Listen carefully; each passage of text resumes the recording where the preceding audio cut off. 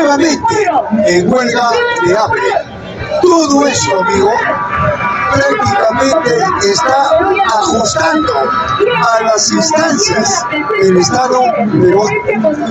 Todo esto prácticamente está desconociendo a los órganos y los poderes del Estado peruano. Y todo esto está siendo arrinconada por las regiones a este Estado corrupto que ahora han entrado en conflicto entre jueces, entre fiscales, entre militares, y prácticamente todo esto está haciendo que Pedro Castillo tenga la razón. Por lo tanto, ¿qué cosa es lo que nosotros podemos dar una lectura? ¿Sabes qué? El profesor Pedro Castillo sigue siendo presidente y todos aquellos que están planteando las elecciones como Dina, como Keiko y otros no están reconociendo a Pedro Castillo Terrones, que sigue siendo presidente. Por lo tanto, todos aquellos que están planteando las elecciones son enemigos del profesor Pedro Castillo, porque Pedro Castillo sigue siendo presidente. ¿Cómo vas a plantear las elecciones en vez de pedir su libertad? Yo te pregunto, ¿Keiko está de acuerdo con las elecciones o está en contra? Está de acuerdo con las elecciones. ¿Y por qué? Porque es enemigo de Pedro Castillo Terrones. Dina Boluarte, ¿está planteando las elecciones o no? Sí. ¿Por qué? Porque es enemigo de Pedro Castillo Terrones. Y yo te pregunto, ¿y los demás que plantean las elecciones? La izquierda está planteando las elecciones. ¿Por qué? Porque es enemigo de Pedro Castillo Terrones. Y todos los partidos que plantean las elecciones serán enemigos de Pedro Castillo. Por supuesto, porque lo están desconociendo. Pedro Castillo Terrones sigue siendo presidente. Y tal es así que el día de ayer la Corte Interamericana de Derechos Humanos, ¿sabes qué ha dicho? Que Pedro Castillo tiene que salir en libertad antes de la Semana Santa. Y por eso vuelvo a repetir, hoy día Pedro Castillo se ha declarado nuevamente en huelga de hambre. Por eso, compañeros, acá nosotros hablamos desde un punto de vista de la lógica dialéctica. Acá no engañamos a nadie. ¿Por qué? Porque en la práctica, amigos, estamos viendo quiénes son los enemigos de Pedro Castillo. En la teoría que pueden decir cualquier cosa, pero en la práctica, ahí está. Hoy día se cumple un aniversario más del autogolpe. ¿De quién? De Alberto Fujimori. Y yo te pregunto, Alberto Fujimori, ¿con quién hizo el autogolpe?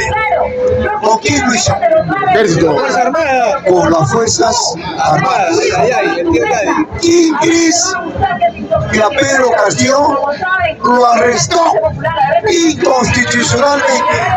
¿Quién lo arrestó? El aparato militar.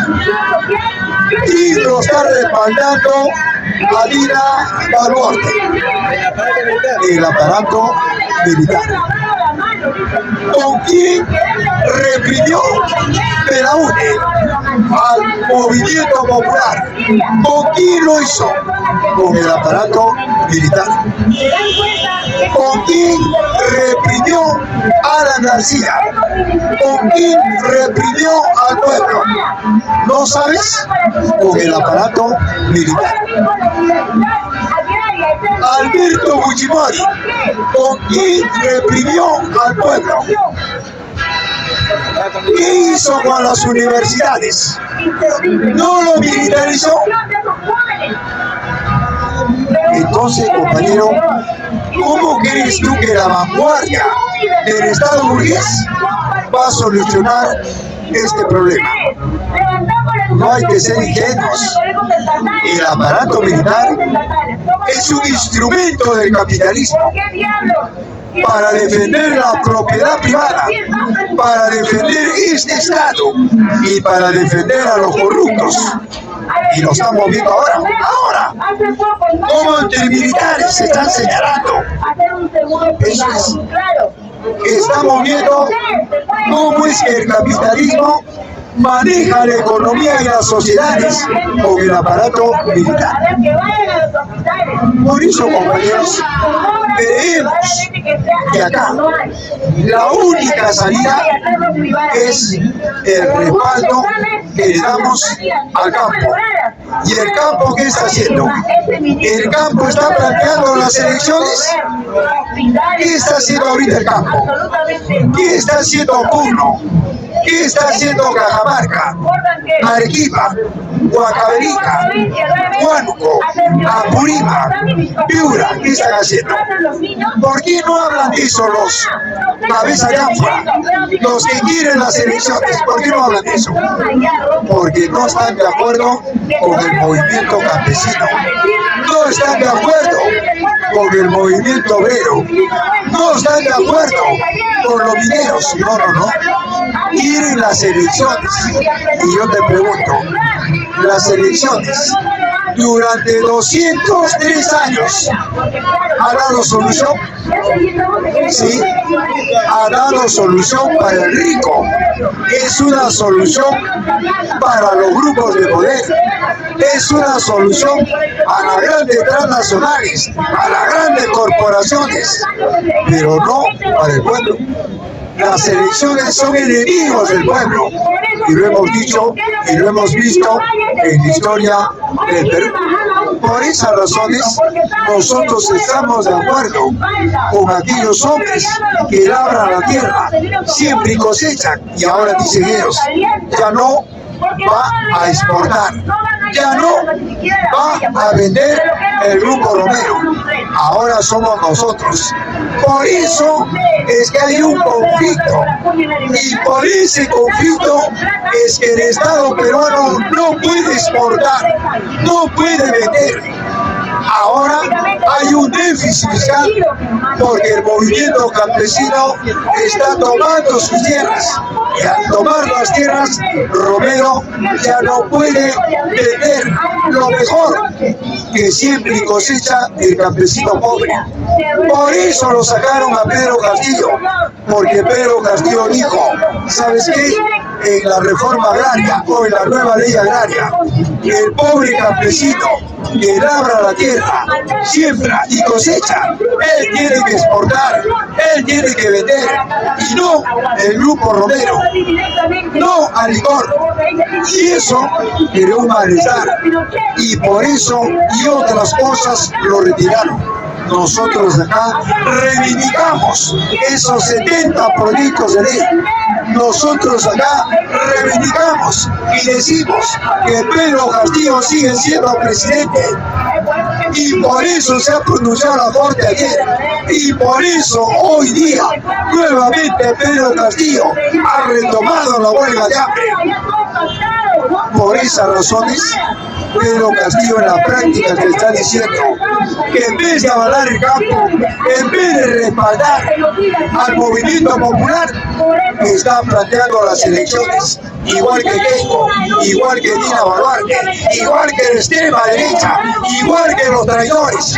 Por eso nosotros, compañeros, no estamos de acuerdo con ese Estado, no estamos de acuerdo con las elecciones, no estamos de acuerdo con la gran burguesía.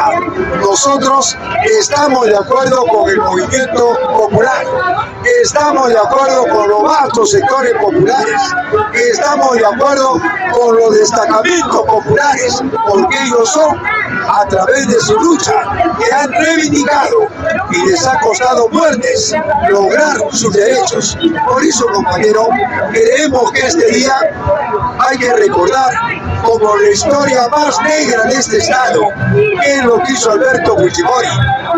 Lo primero que hizo, ya lo dije, militarizó las universidades con este aparato militar. ¿Y por qué lo militarizó?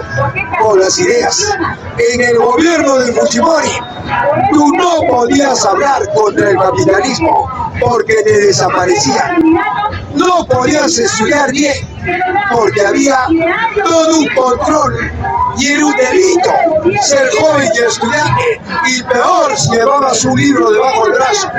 Por esa razón, compañero, porque Fujimori despidió a cientos de miles de trabajadores, remató las empresas, esterilizó a cientos de miles de campesinas.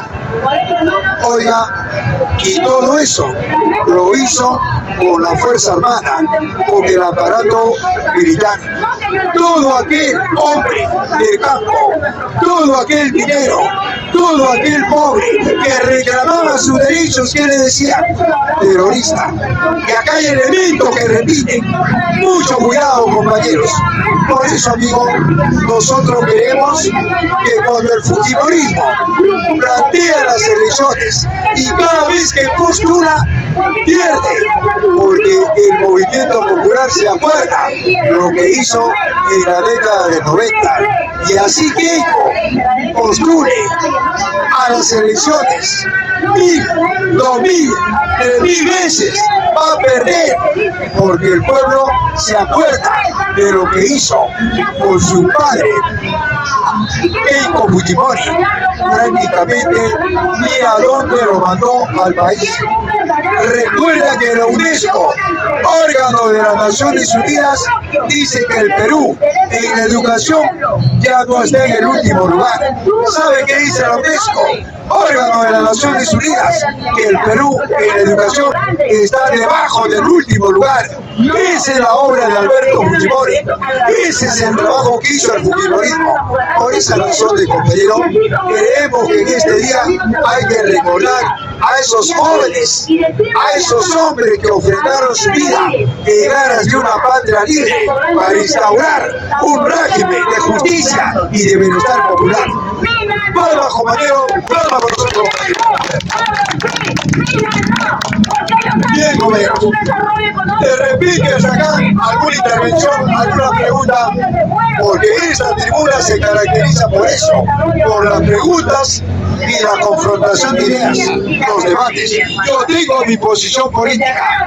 Yo no soy fujimorista, yo no soy militarista, yo no he asesinado campesinos, yo no he asesinado obreros, yo soy socialista, yo no he violado campesinas, yo soy socialista. Bien, bueno, ¿alguna pregunta? Sí.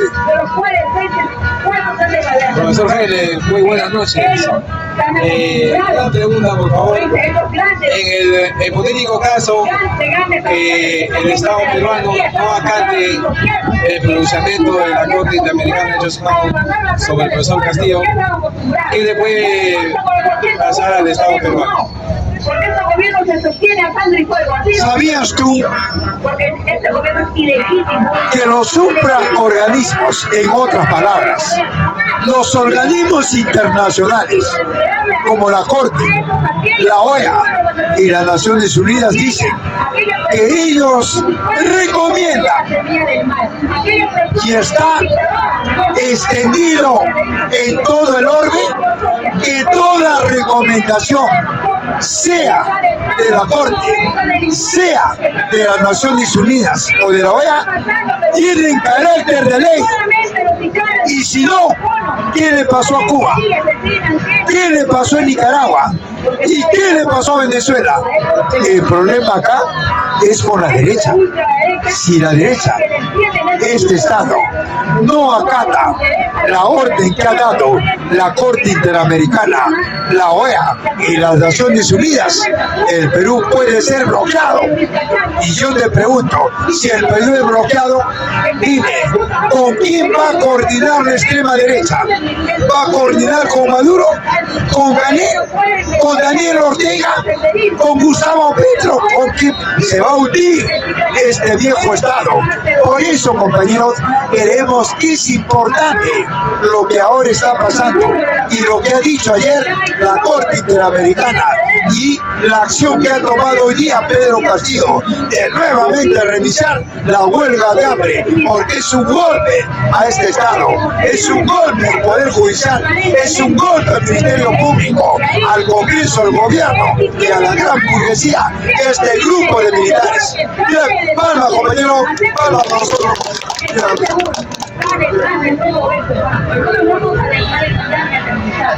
lamentable que muchas vidas, es lamentable que suceden, mujeres, dueños de pollerías, de chivas, señores, que de repente su capital ni siquiera llega a 10.000 soles, un total que te gana de repente 50 soles, y no trabajan a diario y comer, porque son cosas largas.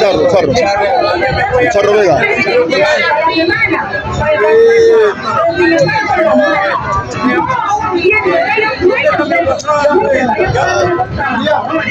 Pero no, pues no, acá no importa.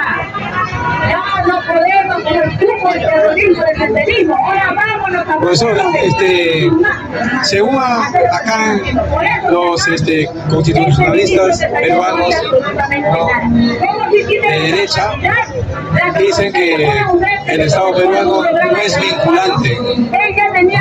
Eso es lo que dicen, lo que argumentan ellos en caso al pronunciamiento de la Corte. Y lo otro es, ¿no?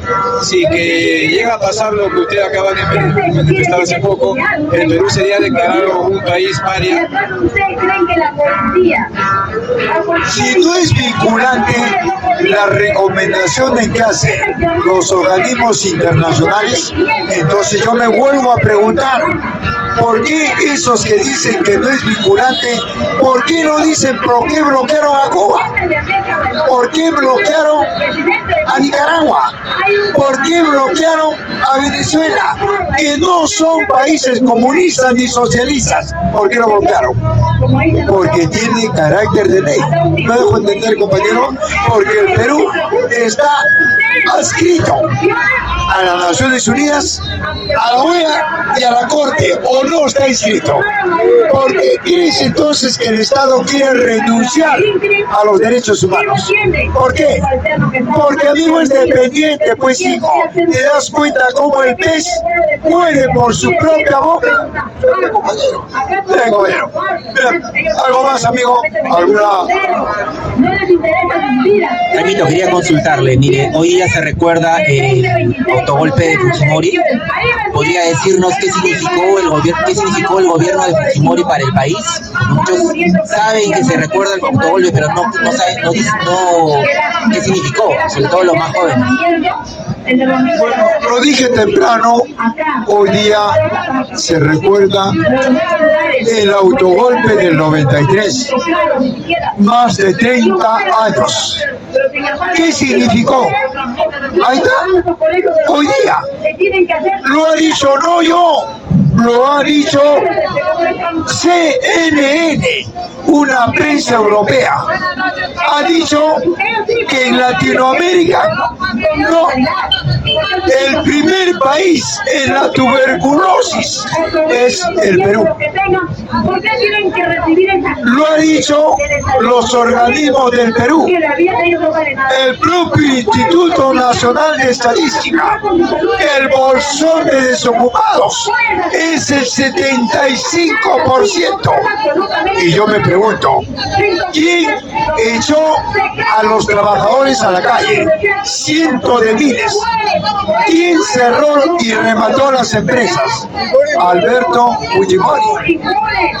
Fíjate, mira la educación, que ya lo dije, es decir, prácticamente el país, su economía ha crecido, sí, pero ha crecido para los ricos, para los grupos de poder, para la gran burguesía, pero para nosotros no.